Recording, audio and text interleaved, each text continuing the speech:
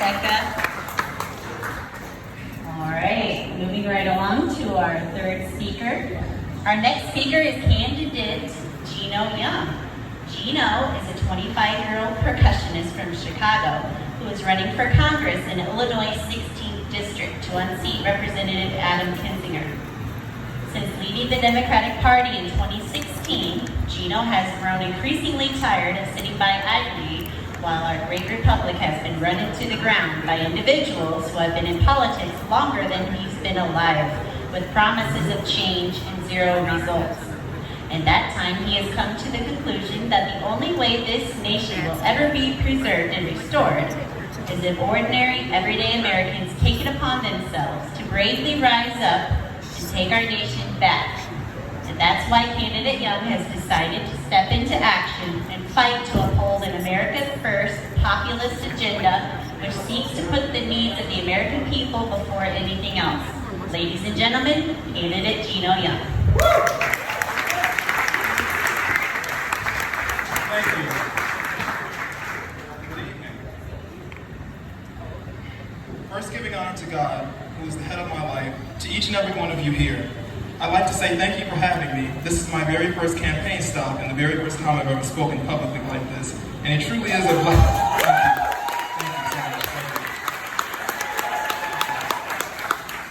And it truly is a blessing and a privilege to be allowed to speak here on today.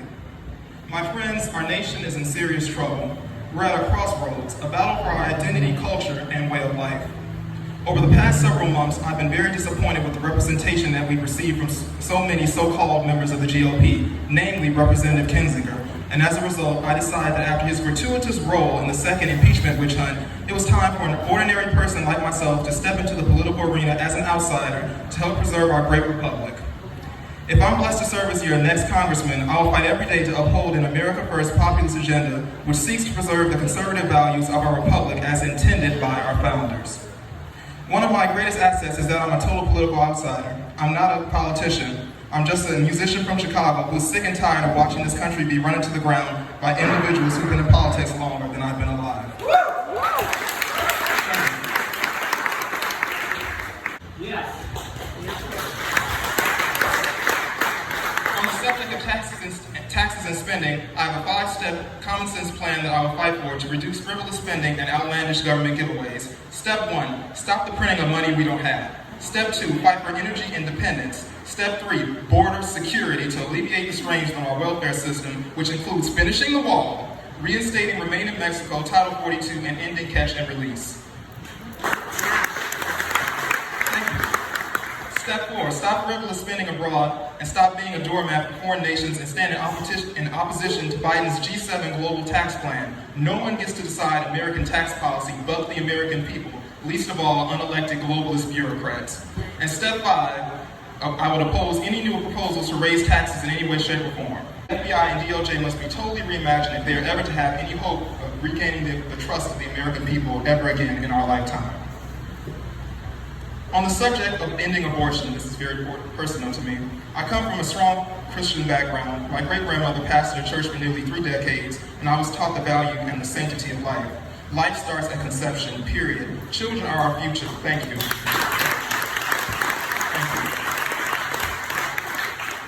Children are our future, and the legalization of abortion has been an ugly stain on our society for the past 5 decades. It must end now. Congressman, I will fight for the rights of all life, most of all those who can't fight for themselves. And that starts with legislation to ban tax dollars for Planned Parenthood, as well as the long-sought abolition of murder mills, which have claimed millions of lives every single year. I would also work to protect the Hyde Amendment, as well as beginning legislation to make late-term abortions tantamount to murder.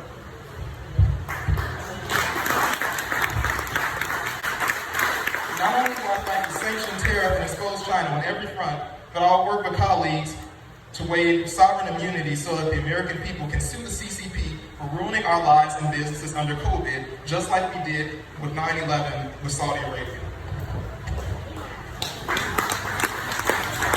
And finally, thank you. The greatest threat to our republic from within, critical race theory and the Marxist anti-American agenda. We're seeing the venomous tentacles of CRT being pushed into our schools, the workforce, and now even our military. This evil Marxist ideology seeks to divide this nation by race and indoctrinate children into believing that they're either born victims or oppressors. We must fight this poisonous ideology at all costs, and that's why, if elected, I would introduce legislation to cut funding of any taxpayer-subsidized entity which pushes this trash or a trans agenda on our children. Thank you. And in regards to our military, if elected, I would include an appropriations rider in our defense bill, which would state that no taxpayer money shall be spent to instruct anyone in the military in critical race theory. No exceptions. Our military needs to be focused on winning combat wars, not culture wars. If Marxist ideologues want to discuss the wiles of CRT from their ivory towers, they can do it on their own time. But it has absolutely no place in our military or schools, and on my watch, I will fight until not one more dime of our tax dollars are spent on it. I have ultimate faith in God that He will lead us to victory in this battle, as He's always done. As long as we continue to put Him first and seek the truth in all that we do, I truly believe that we will win and preserve this republic as a shining city on the hill for generations to come. I'd like to personally thank Mr. Randy Freeman for inviting me and going out of his way to make sure that I was able to speak today, as well as Ms. Beth Smith for allowing me the privilege to speak on today in the company of our distinguished guests. This is our time now, a time for the voices of the ridiculed, the laughed at, the alienated, the mocked, the weary, the lied on, the demoralized, and everyone else to rise again and take back this nation and fearlessly fight for our God-given rights and for our traditional values that always, and hear me when I say always, made us great. The majority is silent no longer. Make them hear you. God bless you and God bless America.